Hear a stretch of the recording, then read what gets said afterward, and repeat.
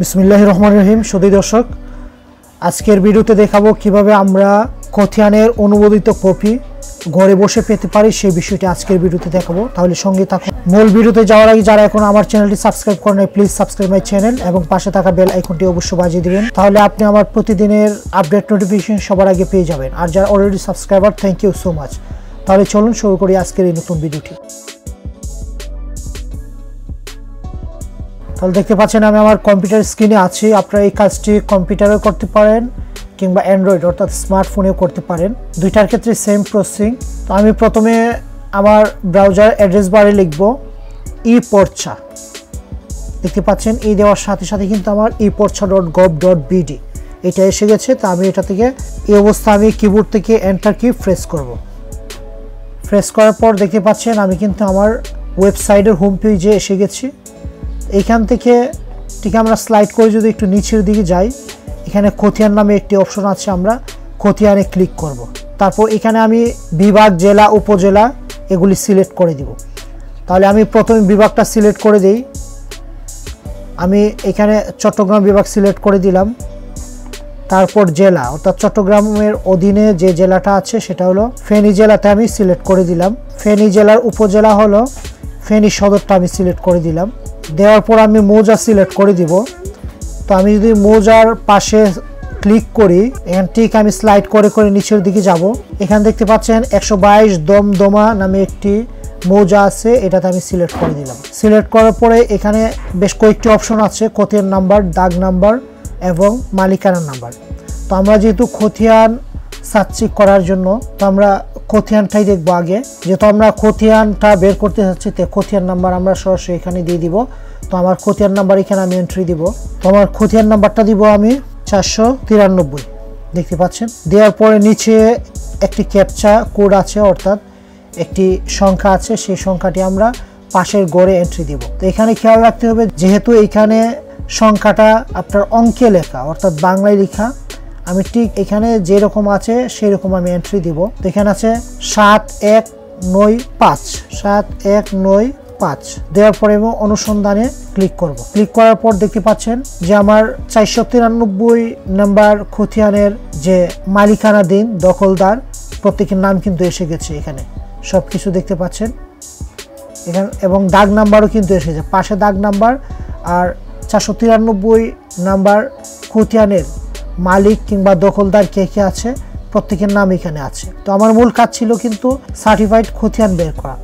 এই জন্য ঠিক নিচে ডান পাশে দেখতে পাচ্ছেন আবেদন করুন নামে একটি অপশন আছে, এখানে আমি ক্লিক করব। তো এখানে খতিয়ানের নকল টাইপ, কোন টাইপে আমরা চাচ্ছি, অনলাইন কপি না সার্টিফাইড কপি। যেহেতু আমার ভিডিওটি হলো সার্টিফাইড কপি, জাস্ট আমরা সার্টিফাইড কপির রেডিও বাটনটা সিলেক্ট করে দিব।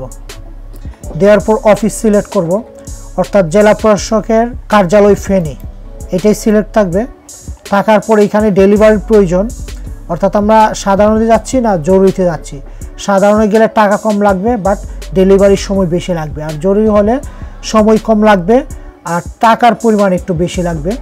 তো আমি সাধারণই সিলেক্ট রাখলাম। রাখার পর ডেলিভারির মাধ্যম অফিস কাউন্টার নাকি ডাকযোগে। অফিস কাউন্টার হলে অফিস থেকে সংগ্রহ করতে হবে, আর ডাকযোগে হলে আপনার বাসায় কিংবা গড়ে ডাকযোগে পৌঁছে দিবে। তো আমি ডাকযোগে সিলেক্ট করে দিলাম। দেওয়ার পরে এখানে জাতীয় পরিচয়পত্র নাম্বার অর্থাৎ এনআইডি নাম্বার, যেটা ভোটার আইডি নাম্বার, সেই নাম্বারটা আমি সিলেক্ট করব। দেখতে পাচ্ছেন আমার জাতীয় পরিচয়পত্র নাম্বার দেওয়া শেষ।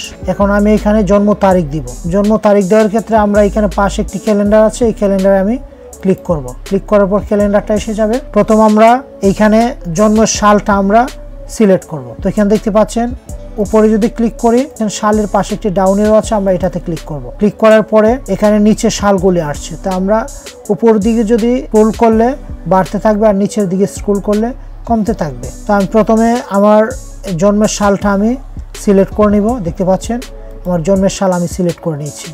তো এখান থেকে এখন ক্যালেন্ডার এসে গেছে, তো আমি জানুয়ারি সিলেক্ট করে নিলাম। নেওয়ার পরে এখানে 2 সিলেক্ট করে নিলাম। নেওয়ার পরে কিন্তু আমার জন্মের সালটা কিন্তু এখানে সিলেক্ট হয়ে গেছে। দেখতে পাচ্ছেন এখানে জাতীয় পরিচয়পত্র নাম্বার দিয়েছি আর এখানে জন্ম তারিখ দিয়েছি। দেওয়ার পরে দেখতে পাচ্ছেন আমি এই পাশে জাতীয় পরিচয়পত্র নাম্বার ও এখানে জন্ম তারিখ দিয়েছি। দেওয়ার পরে এখানে ইমেল নাম্বার দিয়ে দিবেন। আপনার যদি ইমেল নাম্বার থাকে তাহলে দিয়ে দিবেন, এটা ম্যান্ডেটরি না। আর এখানে মোবাইল নাম্বার অবশ্যই দিয়ে দিবেন। এখানে বাংলাদেশের কোড নাম্বার আছে, এখন শুধু 0 তে শুরু করব, 01। দেখতে পাচ্ছেন মোবাইল নাম্বারও দেওয়া কমপ্লিট।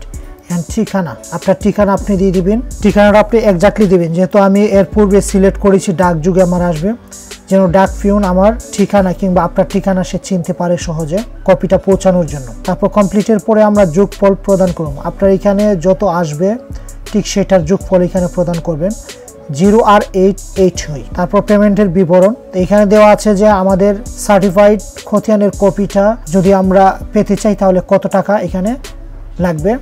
প্রদানের সময়সীমা 5 দিন লাগবে। সম্ভাব্য প্রদানের তারিখ অর্থাৎ 23 ডিসেম্বরের 30 তারিখে পাওয়ার সম্ভাবনা আছে যদি আজকে আপনি পেমেন্ট করেন।